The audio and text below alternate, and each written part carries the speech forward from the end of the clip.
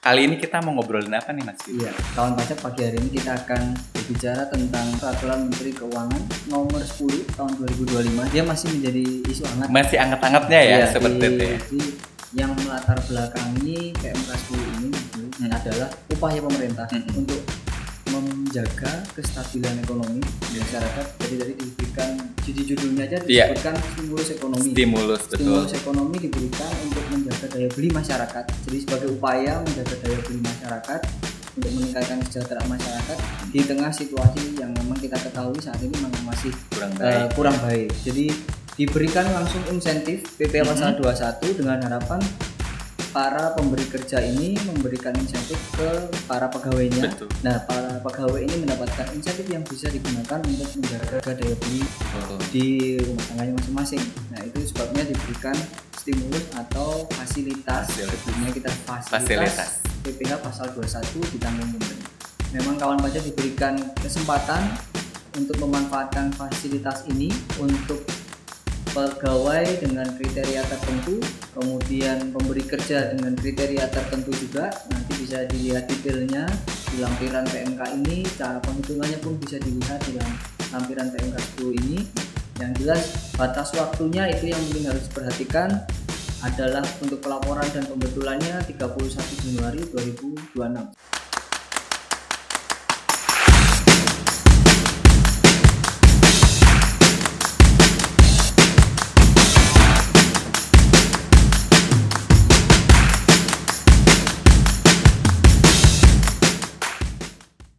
Assalamualaikum warahmatullahi wabarakatuh. Kawan pajak tengah menyaksikan dan mendengarkan acara podcast katalog gue Kanwil DJP Banten, tempat kawan pajak curhat, dialog dan sharing mengenai informasi perpajakan serta isu perpajakan terkini. Bersama saya Musli Anwari dan tengah hadir bersama kita penyuluh pajak ahli pertama dari KPP Madya 2 Tangerang, Mas Widi Wiryanto. Selamat pagi Mas. Selamat pagi Mas. Saya panggilnya Mas Widi ya. Ya. Nah, kali ini kita mau ngobrolin apa nih Mas Widi? Iya, jadi kawan pajak pagi hari ini kita akan berbicara tentang salah satu peraturan PMK, Peraturan Menteri Keuangan nomor 10 tahun 2025. Dia masih menjadi isu hangat. Masih anget-angetnya ya, seperti itu ya. Kawan pajak ya, karena peraturan ini mengatur tentang penghasilan PPh pajak penghasilan pasal 21 ditanggung pemerintah, yaitu sebagai bagian dalam rangka stimulus ekonomi untuk tahun pajak 2025. Nah, kalau berbicara insentif sangat menarik ya Mas. Betul ya. Berarti kan ada yang didapatkan oleh masyarakat ya dari pemerintah seperti itu. Nah, seperti apa gambaran dari PMK 10 tahun 2025 ini kita akan bahas tuntas bersama Mas Widi. Dan mungkin kita langsung saja nih, sebenarnya apa sih latar belakang sehingga pemerintah mengeluarkan kebijakan insentif PPh 21 ditanggung oleh pemerintah melalui PMK 10 tahun 2025 ini. Iya, jadi yang melatar belakangi PMK 10 ini Mas Muli adalah upaya pemerintah untuk menjaga kestabilan ekonomi di masyarakat. Jadi tadi diberikan judulnya aja disebutkan stimulus ekonomi. Stimulus ekonomi diberikan untuk menjaga daya beli masyarakat. Jadi sebagai upaya menjaga daya beli masyarakat untuk meningkatkan kesejahteraan masyarakat di tengah situasi yang memang kita ketahui saat ini memang masih kurang baik. Jadi diberikan langsung insentif PPh pasal 21 dengan harapan para pemberi kerja ini memberikan insentif ke para pegawainya. Betul. Nah, para pegawai ini mendapatkan insentif yang bisa digunakan untuk menjaga daya beli di rumah tangganya masing-masing. Nah, itu sebabnya diberikan stimulus atau fasilitas. Sebetulnya kita fasilitas PPh pasal 21 ditanggung pemerintah. Oke, jadi diharapkan itu kurang lebih bisa menjaga pertumbuhan ekonomi ya. Betul. Bisa mendukung daya beli masyarakat serta tentunya meningkatkan konsumsi ya di kalangan masyarakat seperti itu. Dan sebenarnya bentuk fasilitasnya itu seperti apa nih Mas Widi? Ya, untuk bentuk fasilitasnya tadi sudah saya sebutkan. Jadi dia ditanggung pemerintah.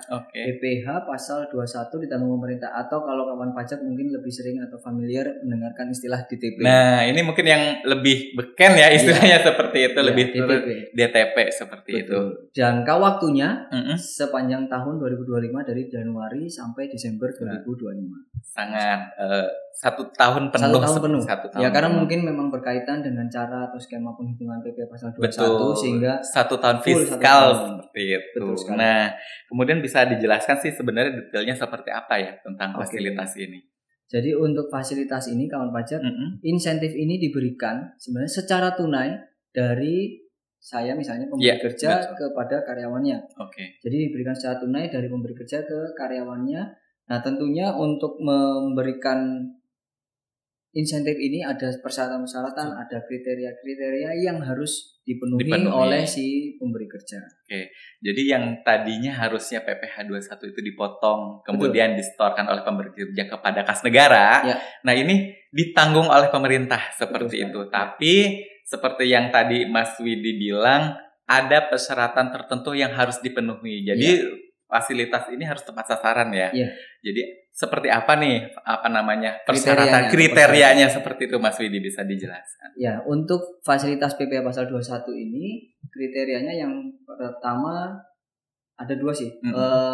Pegawai tetap dan pegawai tidak tetap. Ada 2 ya. Jadi bisa diterima oleh pegawai tetap dan oleh pegawai tidak tetap. Bisa dua-duanya. Nah, dua-duanya bisa. Kemudian yang kedua diperhatikan lagi bahwasanya kawan pajak atau si pemberi kerja memperhatikan nih, si karyawannya NPWP atau NIK-nya sudah teradministrasi secara valid, terregistrasi di administrasi kependudukan dan catatan sipil. Itu yang kedua, baik itu untuk pegawai tetap dan pegawai tidak tetap. Memang dari tahun lalu sudah digaungkan betul, ya, karena harus PMK setelah ada pemadanan NIK NPWP itu kan memang berlaku, baik itu NPWP baik itu NIK harus divalidasi. Betul. Dari tahun 2013 PMK tersebut, kemudian lanjut ke 2014 ada PMK yang mengatur tentang Kortex, atau perubahan sistem inti administrasi perpajakan. Di situ ditegaskan lagi soal NPWP dan NIK. Jadi harus terregistrasi di Dukcapil. Pokoknya valid deh seperti NPWP-nya. Nah, untuk keduanya, baik tadi pegawai tetap dan pegawai tidak tetap, harus tidak mendapatkan atau belum menggunakan fasilitas lain PPh pasal 21. Misalnya mungkin PPh pasal 21 IKN. Nah, kalau sudah dapat PPh pasal 21 IKN ya sudah, tidak perlu bisa ya, seperti nggak bisa double-double. Ya, betul, tidak perlu pakai fasilitas ini lagi. Nah, kemudian untuk pegawai tetap dan pegawai tidak tetap ada batasan tersendiri. Untuk pegawai tetap itu biasanya diberikan secara bulanan kan gajinya. Itu batasannya adalah gaji atau penghasilan lainnya yang rutin itu besarannya kurang dari 10 juta rupiah. Pokoknya nggak boleh lebih dari Tidak boleh lebih dari 10 juta per bulan. Kemudian kalau untuk pegawai tetap, baik itu harian, baik itu bulanan atau borongan, itu tidak lebih dari 500.000 satu hari, atau kalau seandainya diberikan secara bulanan, kembali lagi ke aturan tidak boleh lebih dari 10 juta rupiah satu bulan. Kan kalau di recap ya, pokoknya harus valid dulu NIK dan NPWP-nya seperti itu. Betul. Kemudian tidak mendapatkan fasilitas lain terkait dengan PPh 21. Betul sekali. Dan juga kalau nilai dari penghasilannya itu tidak lebih dari 10 juta untuk pegawai yang tetap, ya Mas Widi. Betul. Kemudian kalau yang tidak tetap itu 500.000 sehari atau kalau dibulankan atau sebulannya tetap 10 juta. 10 juta seperti itu. Jadi kalau mungkin kawan pajak memenuhi kriteria yang tadi sudah disebutkan oleh Mas Widi, berarti mendapatkan angin segar bahwa akan menerima fasilitas PPh 21 ditanggung oleh pemerintah. Seperti itu. Nah, kemudian tadi dari sisi sebagai karyawannya ya, Mas. Sisi pegawainya. Sisi pegawainya, dan kemudian yang kita tahu kan administrasi untuk PPh 21 itu kalau misal mendapatkan gaji itu dipotong oleh pemberi kerja. Nah, berarti kan memang aturan ini mengikat atau mengatur untuk pemberi kerjanya nih. Betul sekali. Siapa saja nih pemberi kerjanya yang bisa mendapatkan fasilitas ini? Jadi untuk yang kedua setelah pegawai atau karyawan ada pemberi kerja. Pemberi kerja itu ada kriteria tertentunya nih kawan pajak. Ada 4, jadi industri, baik itu alas kaki, yang pertama, yang kedua adalah tekstil. Betul. Yang ketiga adalah industri furniture. Yang keempat adalah kulit atau bahan dari kulit. Jadi 4 ini itu industri yang mungkin bilang padat karya ya, menyerap banyak sekali ya seperti itu. Menyerap banyak tenaga kerja. Kemudian di lingkungan Kanwil di JP Banten juga banyak ya. Beberapa wajib pajak kita ketahui ada bergerak di bidang yang tadi sudah disebutkan. Betul. Nah, 4 ini diperinci lagi, ada 56 KLU klasifikasi lapangan usaha ya kawan pajak itu di lampiran PMK 10. Jadi tetap bisa dicek ya, di cross check apakah di PMK-nya perusahaannya seperti itu, wajib pajak badannya apakah termasuk ke dalam lampiran yang ada di lampiran PMK 10 itu. Betul, yang 56 KLU seperti itu. Nah, kriteria yang ketiga terakhir dia wajib melakukan penyampaian laporan SPT masa PPh pasal 21. Nah ini mungkin barengan dengan laporan seperti biasa Betul sekali. Ya, seperti itu. Yang paling penting adalah memang tadi sudah masuk atau enggak ya pemberi kerjanya ke 56 KLU yang ada di lampiran PMK 10 seperti itu. Betul. Nah mungkin itu yang sudah termasuk. Mungkin apakah ada nggak sih Mas Widi di lapangan ternyata sebenarnya usahanya udah masuk misalkan alas kaki nih. Ya. Alas kaki kan tadi masuk ya ke dalam jenis pemberi kerja yang diberikan insentif. Ya. Tapi terdaftar di kitanya, diadministrasikannya itu nggak masuk gitu. Beda KLU-nya. Bisa nggak sih Mas? Jadi kalau namanya misadministrasi kan memang dimungkinkan terjadi. Betul. Bagaimana kalau seperti itu ternyata kawan pajak memenuhi sebenarnya KLU-nya tetapi berbeda. Betul. Atau mungkin dulu berbeda klasifikasi lapangan usahanya, sekarang industrinya menjadi keempat yang tadi kita sebutkan, itu wajib pajak bisa melakukan perubahan data. Jadi KLU-nya dirubah, disesuaikan, tentunya pasti ada persyaratan yang harus dipenuhi untuk perubahan data terkait dengan akte perubahan dan sebagainya. Nah, jadi bisa dibetulkan, KLU-nya dibetulkan dulu. Memang usahanya nyata-nyata adalah keempatnya tadi. Beneran ya. Seperti nggak bisa ngaku-ngaku biar dapat insentif ganti. Seperti nggak bisa seperti itu ya. Jadi baru dibetulkan perubahan data. Setelah dilakukan perubahan data, dia bisa memanfaatkan fasilitas DTP. Berarti seperti itu. Jadi pokoknya kalau memang sudah sesuai, sudah memenuhi kriteria, baru bisa mendapatkan atau berhak mendapatkan fasilitas PPh 21 DTP ini. Atau mungkin juga kawan pajak bertanya, kalau KLU-nya atau bidang usahanya lebih dari satu, macam-macam seperti itu, bisa seperti itu. Kalau lebih dari satu, perlu diperhatikan mana yang menjadi KLU utamanya. Jadi kalau dari peredaran brutonya 70%, 80% lebih dari keempat jenis usaha yang tadi kita sebutkan, ya itu bisa memanfaatkan. Sekalipun mungkin di dalam praktek usahanya ada penghasilan dari yang lainnya, jenis tetapi usaha KLU dominannya seperti apa. Pokoknya dilihatnya lagi KLU-nya, dan kalau macam-macam usahanya nih, lihat dulu yang KLU dominannya apa. Kalau memang ternyata KLU dominannya masuk ke 4 jenis industri yang tadi atau 56 KLU yang ada di lampiran PMK 10, berarti bisa memanfaatkan fasilitas PMK 10 tahun 2025 ini ya Mas Widi ya. Nah, kemudian tadi sudah dijelaskan dari sisi pegawai, dari sisi pemberi kerja perusahaannya. Nah, kemudian bagaimana mekanismenya nih supaya bisa dapat nih seperti ini Mas Widi? Untuk supaya bisa memanfaatkan atau mendapatkan fasilitas ini, PPh pasal 21 DTP ini yang pertama diberikan kepada pegawai tertentu yang memenuhi kriteria yang tadi kita sudah sebutkan. Jadi diberikan kepada pegawai yang sudah memenuhi kriteria. Yang kedua, diberikan untuk seluruh penghasilan bruto yang diterima di tahun 2025. Nah, nanti mungkin bagaimana cara menentukan penghasilan brutonya, nah itu nanti bisa kita lihat. Tapi yang jelas biasanya itu tertuang di dalam perjanjian kerjasama antara si pemberi kerja dengan si karyawannya. Pasti jelas. Kemudian yang ketiga, insentif tadi dibayarkan secara tunai. Tadi kita sudah beberapa kali kita ulang. Insentif ini kita berikan secara tunai kepada si karyawan atau pegawai. Kemudian dalam rangka pelaporan administrasinya, ketika dilaporkan kemudian menyebabkan kelebihan pembayaran bagi si pemberi kerja, maka tidak bisa dimintakan pengembalian satu atau dikompensasikan. Jadi intinya ya karena kelebihan karena DTP-nya ini adalah hak dari karyawannya, tidak bisa diminta kembali oleh si pemberi kerja. Karena itu adalah hak kan tadi juga sudah dibilang cash ya. Seperti itu.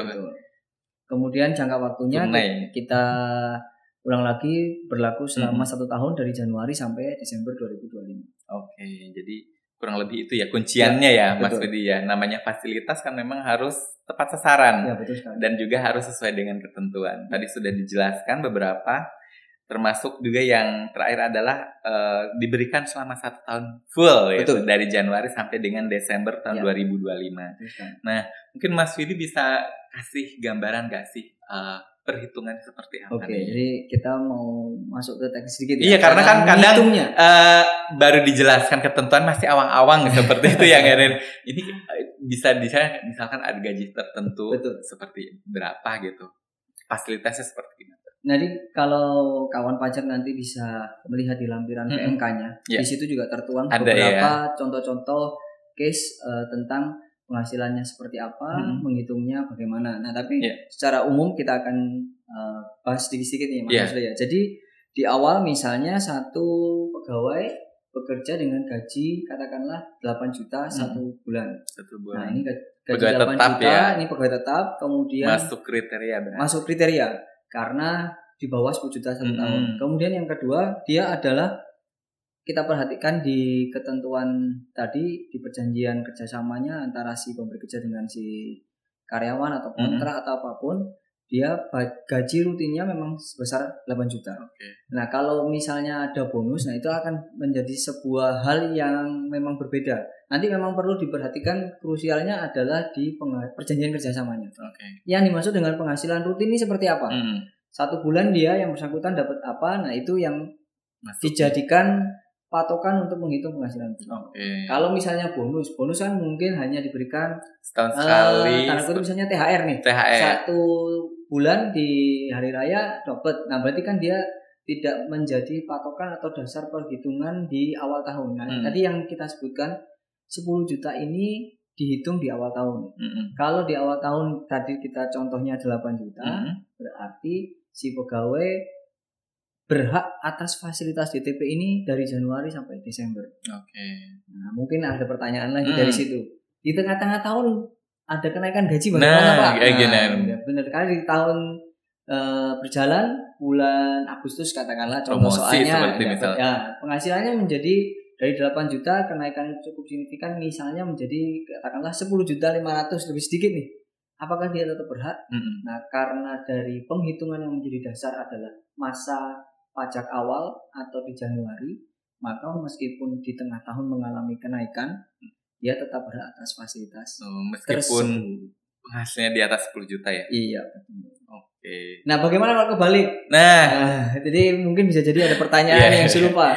Menarik. Tapi jarang terjadi ya. Mungkin tapi bisa saja terjadi. Si pegawai itu penghasilannya katakanlah 11 juta. Mungkin karena satu dan lain hal ada mungkin ada pekerjaan yang tidak sesuai dengan klasifikasinya dari perusahaan atau apa, kemudian di bulan berikutnya dia menjadi di bawah 10 juta. Karena tadi yang menjadi dasar penghitungan di awal dia sudah lebih dari 10, berarti kan tidak dapat nih. Begitu dia turun, apakah akan menjadi dapat? Nah, itu tentu saja tidak. Jadi yang jadi perhitungan adalah masa pajak awalnya yaitu Januari 2025. Kuncinya dari situ ya, berarti ya Mas Widi ya. Di awal dia lebih dari 10 juta atau tidak.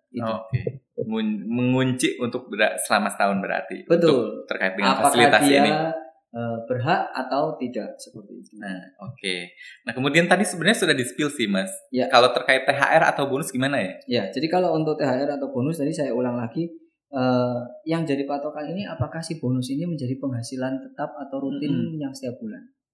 Kalau kembali ke pengertian THR berarti kan mungkin hanya diberikan 1 tahun saja. Sekali. Betul. Berarti dia bukan patokan penghasilan, patokan penghitungan yang digunakan oleh si pemberi kerja di awal tahun. Kalau misalnya tidak, ya berarti yang bersangkutan tetap berhak atas fasilitas tersebut. Tetapi mungkin bisa saja ada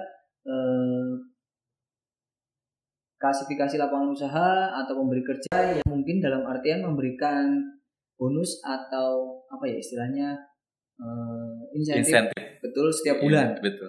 Ketika ada insentif, akhirnya setiap bulan dapat menjadi lebih dari 10 juta. Kalau itu akan menjadi pengertian yang berbeda. Berarti kan dia rutin setiap bulan. Cuman selama ini kita ketahui kalau namanya bonus THR ya bukan penghasilan rutin kan, seperti itu. Tapi mungkin balik lagi ke kontrak ya. Maksudnya karena di kontrak itu kan biasanya secara personal diatur dari antara perusahaan sebagai pemberi kerja, kemudian dari sama pegawainya. Dirinci mana yang sebagai penghasilan teratur, mana yang mungkin dengan persyaratan tertentu bisa mendapatkan bonus yang tidak teratur seperti itu. Betul. Jadi mengacunya ke sana lagi seperti jadi itu. Di awal bisa jadi dia dapat gaji pokok, dapat tunjangan A misalnya, dapat tunjangan untuk anak misalnya, dapat tunjangan untuk istri, dapat tunjangan dinas luar, atau misalnya dapat tunjangan apa lagi. Nah itu kalau semuanya itu dituangkan sebagai penghasilan yang rutin di dalam kontraknya, ya itu yang dijadikan patokan. Oke, jadi tetap balik lagi ke dari dokumen mereka ya sebagai dokumen yang syah dan validnya mengacu pada kontrak seperti itu, dan juga dilihat nih penghasilannya berapa di awal tahun ya, balik lagi di awal tahun Januari ya. Kalau kita Januari itu penghasilan bulanannya berapa seperti itu, atau kalau tidak tetap berapa seperti itu. Kalau memang ternyata sampai dengan 10 juta bisa diberikan insentif. Sekali lagi kuncinya adalah itu ya, nominal seperti itu. Sampai dengan 10 juta kemudian ada persyaratannya, kalau memenuhi memang bisa diberikan insentif PPh 21 ditanggung pemerintah ini. Nah, kemudian nih Mas, tadi sudah dijelaskan juga kriteria seperti apa dan lain-lainnya. Kalau ternyata perusahaannya ini sudah memenuhi persyaratan nih, dari baik sisi pegawainya sudah memenuhi, kemudian mereka juga KLU-nya masuk sesuai dengan kriteria dan mekanisme yang ada seperti itu. Nah ini kalau pas mau menggunakannya itu harus ngajuin dulu, daftar dulu, atau bisa langsung, atau apa, seperti apa nih mekanisme? Jadi mekanismenya mungkin kawan pajak pernah atau mengingat ada fasilitas serupa yang mungkin pernah diberikan oleh pemerintah ketika kita memasuki era pandemi COVID-19. Oh iya, betul. Nah itu ada fasilitas yang diberikan, caranya adalah dengan mengajukan permohonan melalui waktu itu DJP online. Betul. Setelah mendapatkan, kemudian baru menggunakan fasilitas tersebut. Nah untuk fasilitas DTP yang diatur di PMK 10 tahun 2025 ini, kawan pajak tidak perlu mengajukan permohonan. Hanya cukup melakukan pelaporan di SPT masa PPh pasal 21-nya. Nah, kalau berarti di PPh pasal 21-nya dilaporkan, dalam artian berarti pembuatan bukti potongnya harus benar. Kalau misalnya kawan pajak pernah melihat saat membuat bukti potong ada tulisan fasilitas. Nah, itu bisa dipilih ke PPh 21 DTP. Jangan lupa itu dipilih, karena kalau tidak dipilih tanpa fasilitas seperti itu. Jadi kalau itu dipilih, dimasukkan ke dalam pembuatan bukti potong, maka berarti berhak memanfaatkan fasilitas DTP. Jadi tanpa langsung mendaftar, tinggal langsung melaporkan seperti biasa. Namun mungkin SPT 21 harus centang atau pilih untuk ketika membuat bukti potong pegawainya pilih yang PPh DTP PPh 21 DTP. Betul, seperti PPh itu. 21 DTP. Nah, kemudian kalau sudah nih, kewajibannya apa aja nih, Mas? Kewajiban si pemberi kerja ya. Namanya kalau pegawai kan terima dipotong aja. Betul. Seperti itu. Jadi yang pertama kalau pemberi kerja, saya ulangi lagi, yang jelas insentifnya harus diberikan secara tunai kepada karyawannya. Tunai ya. Jadi yang pertama diberikan secara tunai kepada karyawannya. Yang kedua wajib membuat bukti potong dengan mencantumkan fasilitas DTP tadi. Yang ketiga adalah melakukan pelaporan SPT masa PPh pasal 21. Berarti 3 aja ya. Iya. Kalau sudah memenuhi persyaratan, sebenarnya kalau lebih gambarannya sama aja ya. Laporannya seperti biasa, hanya berbeda ketika pembuatan bukti potong saja. Betul. Seperti itu. Dan pelaporan SPT masa berarti dianggap sudah melaporkan pemanfaatan fasilitas ya, Mas. Iya, betul sekali. Jadi saat lapor SPT dianggap sudah melakukan pelaporan pemanfaatan fasilitas DTP ini. Nah, mungkin di awal tahun, di bulan Januari, ada beberapa kawan pajak yang belum menyampaikan atau memilih fasilitas ini. Nah, ya gimana nih? Iya. Maksudnya kan harusnya dari awal tahun mereka sudah ada yang berhak seperti itu. Tapi mungkin karena pelaporannya sudah duluan seperti itu, ini bisa dibetulin nggak? Bisa. Jadi untuk wajib pajak yang mungkin tidak mencentang fasilitas DTP-nya tadi, itu bukti potongnya bisa dibetulkan, dicentang fasilitas DTP-nya, kemudian dilakukan pelaporan kembali SPT PPh pasal 21 pembetulan, tentunya semuanya sudah dilaporkan ya. Jadi dicentang 21-nya di bagian PPh 21 DTP di fasilitas, UPOT-nya dibetulkan, SPT-nya harus dibetulkan. Nah, jangka waktu untuk penyampaian pelaporan pembetulannya ini masih diberikan kesempatan sampai 31 Januari 2026. Masih diberikan waktu yang panjang ya.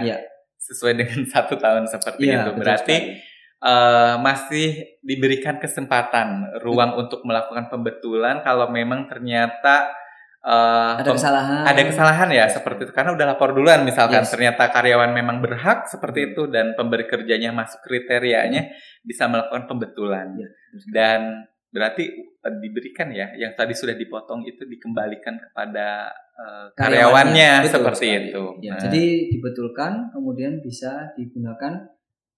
Pelaporannya ini waktunya masih sampai 31 Januari 2026. Kenapa Januari 2026, 31 Januari? Karena ya pasti berkaitan dengan masa Desember juga kan masih dilaporkan di bulan Januari tahun depan. Nah, ada mungkin muncul pertanyaan bagaimana kalau kelewat? Nah, ya boleh. Kelewat dari tanggal tersebut pembetulannya. Karena namanya saja kelewat ya berarti dia akan tidak berhak memanfaatkan fasilitas DTP ini. Apakah hanya untuk 1 bulan? Tidak. Untuk sepanjang tahun dia tidak berhak untuk melakukan atau menggunakan fasilitas itu. Berarti kalau memang setahun harus setahun penuh ya seperti itu ya.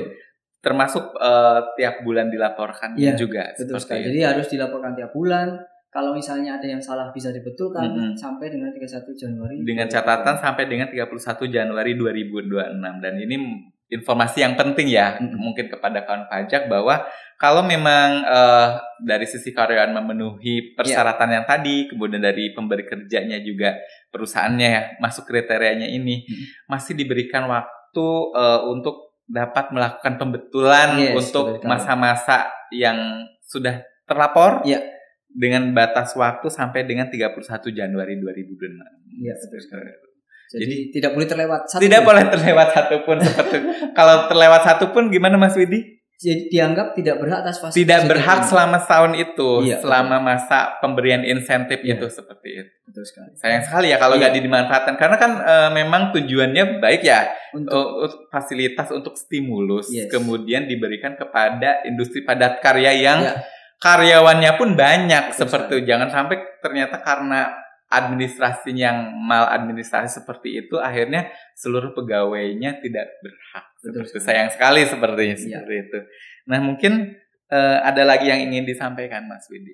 Kalau tambahannya mungkin memang bisa dipastikan untuk melihat kembali pemberi kerja itu diharapkan untuk melihat kembali semua karyawannya apakah daftarnya sudah masuk di lampiran L1A di bagian SPT masa PP pasal 21 untuk pegawai tetap, kemudian yang pegawai tidak tetap di L3. Jadi dicocokkan setiap bulannya memang semuanya harus ada. Tidak boleh ada yang terlewatkan sama sekali. Karena kalau misalnya ada yang terlewat, nanti mekanisme pengawasan yang ada pasti akan berjalan. Ini kenapa kok ada satu orang mungkin lewat. Kalau misalnya statusnya pegawai tetap itu kan jadi masalah. Karena dia namanya pegawai tetap berarti kan dia full. Akan menjadi cerita yang berbeda kalau pegawai tidak tetap. Berarti kemungkinan bisa saja di bulan ini ada, di bulan depan bisa jadi tidak. Tapi kan kembali lagi mekanisme pengawasannya nantinya akan berjalan. Dipastikan seluruh karyawannya sudah ada di lampiran L1A untuk pegawai tetap dan L3 untuk pegawai tidak tetap di SPT masa PP pasal 21. Jadi tentunya memang harus memenuhi secara administrasi juga termasuk memenuhi yang sudah dijelaskan di PMK 10 tahun 2025 ini. Kemudian yang mungkin juga harus menjadi perhatian adalah kalau ini nih membuat bukti potong ada NPWP yang mungkin tidak tervalidasi tadi. Ini barangkali tidak tervalidasi, kemudian akan jadi selama ini kan dari Januari sampai Maret mungkin diberikan NPWP tampungan tuh yang 99.00 sekian itu. Nah, itu memang harus diberikan perhatian ekstra untuk wajib pajak atau karyawan yang seperti itu. Karyawannya didorong untuk melakukan pemadanan NPWP atau NIK, maksudnya ketika ada ketidakvalidan dihimbau untuk dicek nih permasalahannya seperti apa. Kemudian supaya terregistrasi secara valid di administrasi kependudukan catatan sipil. Kalau sudah karyawannya juga harus mengaktifkan akun Korteksnya supaya ketika dibuat bukti potong namanya muncul. Langsung jadi masuk, bukan ya. pakai NPWP tampungan yang 99 tadi. Bagaimana kalau seandainya masih sampai masa Maret, April, Mei wajib pajak atau karyawannya belum membetulkan, belum validasi, belum aktifin akun Korteksnya sehingga masih pakai NPWP tampungan. Ya, masih bisa ada kesempatan untuk melakukan pembetulan tadi Mas Musli sampai 31 Januari 2026. Yang penting jangan offset ya. Betul, di tanggal 31 Januari karena kalau misal terlewat ya berarti memang jadinya tidak berhak semuanya seperti itu, tidak berhak semuanya mendapatkan fasilitas dan ini sayang banget kalau memang terlewat dan tidak dimanfaatkan seperti itu. Nah, oke. Sepertinya sudah dibungkus rapi ya Mas Widi ya untuk PMK 10 tahun 2025 ini. Sebelum kita closing mungkin ada hal terakhir yang ingin disampaikan oleh Mas Widi kepada kawan pajak semuanya. Ya, yang pertama tentunya kita sebagai Fiskus mengucapkan terima kasih atas partisipasi aktif kawan pajak di dalam mendukung penerimaan negara, baik itu di dalam hal pelaporan, pembayaran. Kita ucapkan terima kasih ke wajib pajak yang sudah dengan tertib administrasi menjalankan kewajibannya. Yang kedua, dalam rangka PMK 10 tahun 2025 ini memang kawan pajak diberikan kesempatan untuk memanfaatkan fasilitas ini untuk pegawai dengan kriteria tertentu, kemudian pemberi kerja dengan kriteria tertentu juga. Nanti bisa dilihat detailnya di lampiran PMK ini, cara penghitungannya pun bisa dilihat di lampiran PMK 10 ini. Yang jelas batas waktunya itu yang mungkin harus diperhatikan adalah untuk pelaporan dan pembetulannya 31 Januari 2026. Jadi silakan dipergunakan fasilitas ini dalam rangka tadi diberikan stimulus ekonomi ini untuk menunjang daya beli masyarakat di dalam pemerintahan yang ada ini. Salah satu kebijakan fiskal yang diberikan sebagai fasilitas perpajakan. Seperti itu. Terima kasih Mas Widi yang telah menjelaskan lengkap banget ya hari ini ya terkait dengan PMK 10 tahun 2025 dan tentunya dengan hadirnya kebijakan ini seperti yang tadi sudah dijelaskan Mas Widi bisa membantu mensejahterakan masyarakat, mendukung daya beli dan juga menstimulus ekonomi Indonesia secara keseluruhan. Dan terima kasih kepada kawan pajak yang juga telah mendengarkan dan menonton podcast Katalog Gue Kandul JP Banten. Dan untuk informasi lainnya bisa melihat episode-episode sebelumnya, tentunya banyak sekali informasi yang lainnya. Untuk informasi lainnya bisa di Instagram Kandul JP Banten @pajak_djp Banten.